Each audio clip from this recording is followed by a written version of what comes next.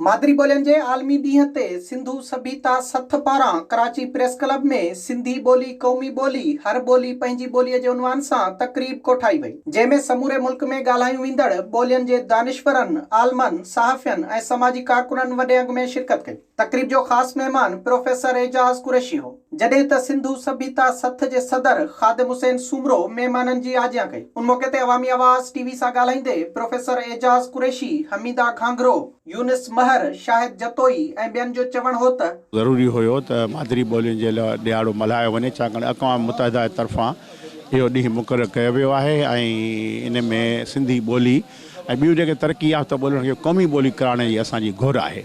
असुलु जेका डिमांड आहे इहो 70 सालनि खां असां चऊं पिया, पाकिस्तान ठहियो, वाइदा कया विया, पर पोइ इहे वाइदा वफ़ा न थिया।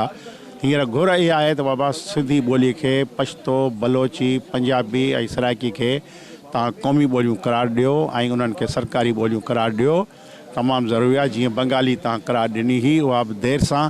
इन करे असां चयूं था अॼु को ॾींहुं तमामु अहम ॾींहुं आहे मादरी ॿोली जे हिसाब सां। ख़ासि करे असांजी ॿोलियुनि खे क़ौमी ॿोलीअ जो दर्जो ॾिनो वञे। जेसिताईं असां मां हर माण्हू ॿोलीअ खे बचाव जे लाइ सीरियस न थींदो, छाकाणि जो ॿोली आहे माउ जी झोली। तव्हां माउ जी झोलीअ खे न सम्झाए सघंदव, तव्हां इहो कीअं था चई सघो त हीअ धरती असांजी माउ आहे। असांखे पंहिंजी ॿोलीअ खे, धरतीअ खे, तहज़ीब खे, सकाफ़त खे जेकॾहिं बचाइणो आहे, असांखे पंहिंजो पाण खे बचाइणो आहे, छाकाणि जो असांजो वजूद जेकॾहिं आहे त ॿोलीअ तहज़ीब सकाफ़त सां आहे ऐं उन सां ई असां अॻिते वधूं था। असां दुनिया जी कहिड़ी बि कुंड में वेंदासीं, पंहिंजी धरती, पंहिंजी ॿोलीअ सां सुञाता वेंदासीं।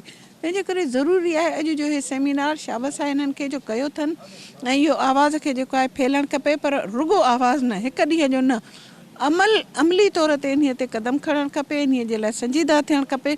असांखे पंहिंजे ॿारनि खे जेको आहे सो ॿोलीअ खां आगाही ज़रूरु ॾियणु खपे। 21 फरवरी जो ॾींहुं सॼी दुनिया जेको आहे सो मादरी ॿोलियुनि जे हवाले सां मल्हाईंदी आहे। उनजो सबबु इहो आहे त 21 फरवरी 1952 में बांग्लादेश में, जेको अॼु बांग्लादेश आहे, उन वक़्त में मशरक़ी पाकिस्तान हो, उनजी ढाका यूनिवर्सिटी जे शागिर्दनि ज़बरदस्त भरपूर एहतजाज कयो। उनजी इहा घुर हुई त बंगला ॿोलीअ खे क़ौमी ॿोली जो दर्जो ॾिनो वञे, पर उनजे मथां तशदुद थियो, गोली हली, जंहिंमें 4 शागिर्द शहीद थिया ऐं सॼी दुनिया अॼु उन्हनि शहीदनि जी यादि में मादरी ॿोलियुनि जो ॾींहुं करे मल्हाए थी। ऐं अॼु ताईं जॾहिं खां वठी पाकिस्तान ठहियो आहे त असां इहा क़ौमुनि जी घुर रही आहे, जंहिंमें असां सिंधी बि मौजूदु आहियूं, पंजाबी बि मौजूदु आहियूं, पश्तून दोस्त बि मौजूदु आहिनि ऐं सराइकी बि ऐं बलोच बि।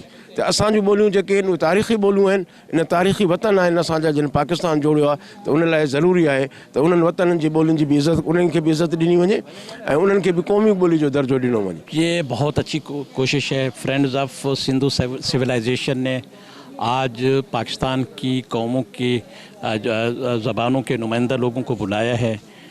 मैं समझता हूँ कि आज के इज्तिमा ने ये करारदाद मंजूर की है कि पाकिस्तान के जो असल वारिस कौमें हैं उनकी ज़बानों को कौमी ज़बान के तौर पर तस्लीम किया जाए और इस हवाले से कानून साजी की जाए, बच्चों को उनकी मादरी ज़बान में तालीम दी जाए।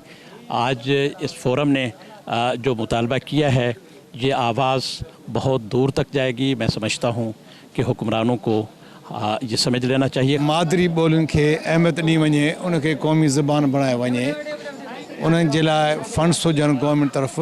सो ही तमामु वॾी तक़रीब हुई, उन में सभिनी दोस्तनि ॻाल्हायो आहे।